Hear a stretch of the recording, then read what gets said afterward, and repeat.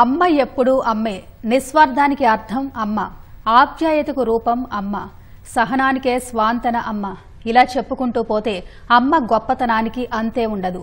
అంత గొప్పనైన అమ్మకు కనీసం ఆసరా కరువవుతోంది.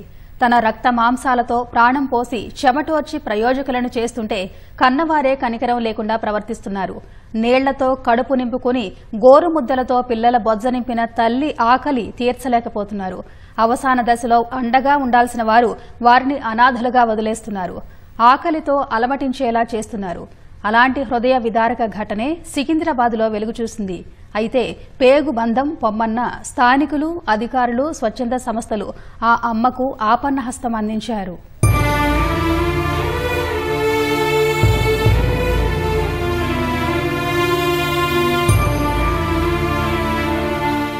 ముడతలు పడిన చర్మంతో ఎముకల గూడుగా మారిన ఈ 90 ఏళ్ల వృద్ధురాలు పేరు కాసమ్మ. నారాయణఖేడ్ ప్రాంతానికి చెందిన ఈ అమ్మకు 5 కుమారులు. ఏం జరిగిందో తెలియదు కాని 10 రోజుల క్రితం కాసమ్మను మనవడు హైదరాబాద్ గాంధీ ఆసుపత్రి సమీపంలో వదిలేసి వెళ్లాడు.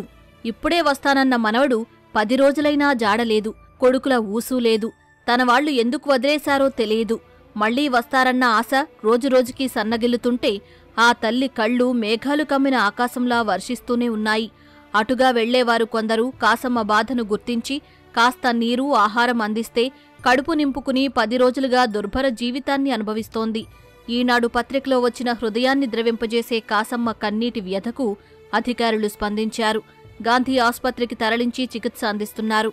ఆమెను ఆదుకునేందుకు పలు స్వచ్ఛంద సంస్థలు సైతం ముందుకు వచ్చాయి. 5 కుమారులున్నా అమ్మను వదిలించుకున్నారంటూ ఈనాడులో వచ్చిన కాసమ్మ కన్నీటి వ్యధపై ఆర్టీసీ ఎండీ సజ్జనార్ స్పందించారు.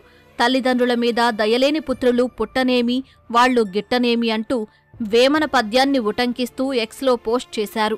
తల్లిదండ్రులపై ప్రేమలేని కుమారులు పుట్టినా మరణించినా ఒక్కటేనంటూ కాసమ్మ తల్లి పడుతున్న దీనగాథపై ఆవేదన వ్యక్తం చేశారు.